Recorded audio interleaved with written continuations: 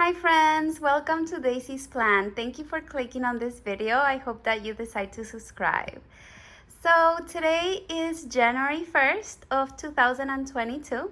How was your New Year's? Did you guys do anything exciting? I stayed home. I did nothing. I just watched TV, waited for the ball to drop, and then I went to bed. So yeah.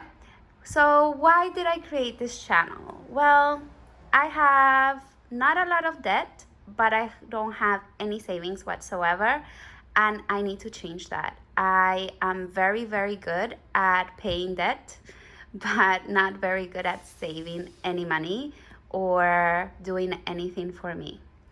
So I'm going to show you how I ended up here in this position and how I hope to change that, at least start making a difference in 2022. And I hope that you decide to join me to see my journey and to give me suggestions and help me in the process. So let's begin. So these are the reasons why I have no savings whatsoever. So before 2022, I had to pay for all of these things. Of course, it didn't happen all in 2021, but all of these things contributed to this point right here, right now. I went to school and I got a graduate degree, and I paid for that loan completely, and that is what I have for loan A. And then about 3-4 years after that, I decided that I wanted to go back to school and get a second master's degree. And I was very lucky that I was able to find work during that transition period, I guess, of getting the second master's degree. I actually had 3 jobs, and I did that for most of my education. But at one point, I had to stop doing that and just concentrate in school and passing the tests and all that. So during that period where I wasn't working the 3 jobs, I took out loans. So I paid for those for like 5, 6, 7 years, something like that. I don't remember exactly how many years I paid for them before they got forgiven. And then once I decided that that was not a concern anymore, I was going to focus on my dream of being a mom and not being able to accomplish that the quote-unquote regular way, I decided to do IVF. And I did 2.5 cycles of IVF, and they were unsuccessful, unfortunately. And even though they were unsuccessful, of course, I still had to pay for them. If you ever had to go through IVF, or you know anybody that did, they're very expensive. I do have insurance, and I'm very lucky that insurance paid for the medication, because medication is extremely expensive in general, but especially for IVF. But everything else outside of medicine, I had to pay for. And obviously I didn't have money for that, so I put it on a credit card. So I did all that. I ended up with no babies, no eggs, but I still had to pay for those bills.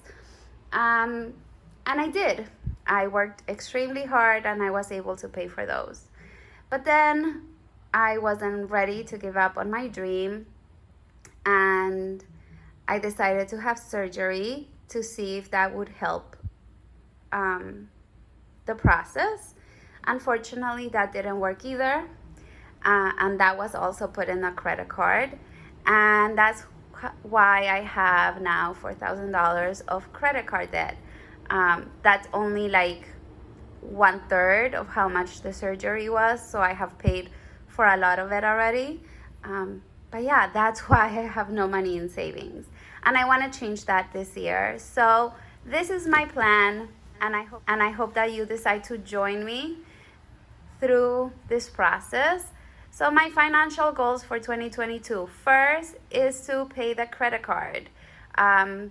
Hopefully I'll be able to pay for the $4,000 during 2022, or get very close to zero, within the year.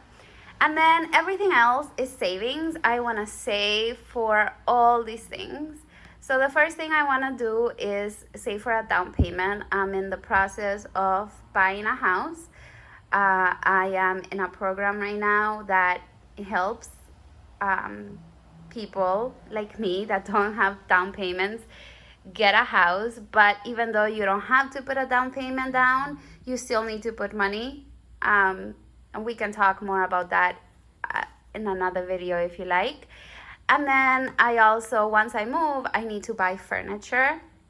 I'm actually right now in the process of selling my furniture because I want to start fresh. I need to start fresh. So I'm selling all my furniture. So eventually I will need to buy furniture. So I would need money for that. So that's the main things that I'll be saving for. But I also want to save for a vacation. I have never had an actual vacation. I have traveled, but it has always been to visit family or friends. I never really have taken a vacation where I would go overseas and just explore and be a tourist. And I would love to do that. Luxuries. When I show you in my next video what I consider luxuries, you're probably going to laugh because they're not really luxuries, if you will. But they're things that I haven't been able to buy in a really, really long time because of all of this. So, like for example, clothing. I buy things that I need, like socks, but I don't buy things that I want or things that I see and I'm like, oh, that would probably look good on me, or things of that nature. I haven't had that luxury in an extremely long time, so I would like to change that. Family emergencies. My mom is overseas and God forbid something happens and I need to travel right away, I would need to put it in a credit card because I don't have money saved. And then that would start the cycle of debt. So I would like to have money to go visit my family and not have to worry about it. Also, my mom right now is in the process of moving herself. She's in the process of looking for a new apartment, and we don't know what type of condition the apartment is going to be. It's probably going to need painting, and probably it would need a stove and a refrigerator. So all those things would have to come from somewhere, and she's not in the position to buy those things for herself.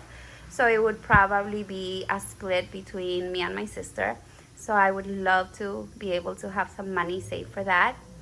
And then I also need emergency funds for my home because I do have a little bit of money saved for that, but not enough for, like, God forbid, if I lost my job, I would not be able to support myself more than maybe, if I'm lucky, a month.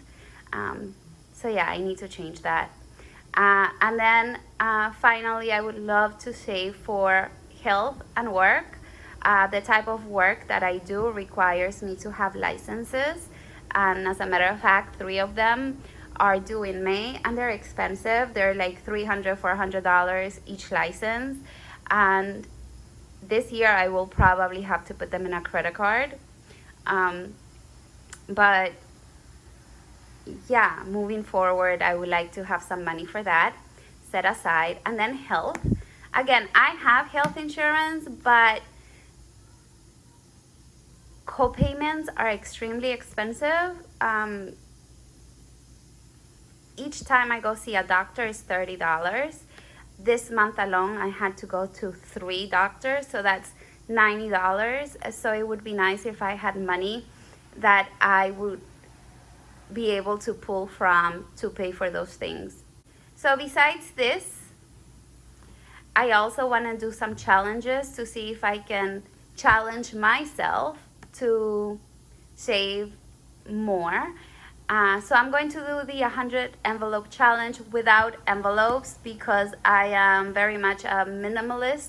I don't like having a lot of stuff cluttering my space, and I feel like even if it's a little box with 100 envelopes, it's going to drive me crazy. So I'm going to do it differently. I'll show you next time But yeah, hopefully that will work. Then I'm also going to do the coin challenge. I have always collected coins, and in a pinch they do help. So I'm going to continue doing that, and I'm going to share that with you. And then I'm also going to do the $1 challenge. So yeah, friends, that is it. That is why I am here today. And I hope that you decide to join me. I will be publishing a video in the next couple of days, and we will start with my budget for January. So thank you so much for being here, and I hope that you subscribe, and I'll see you in the next video. Bye.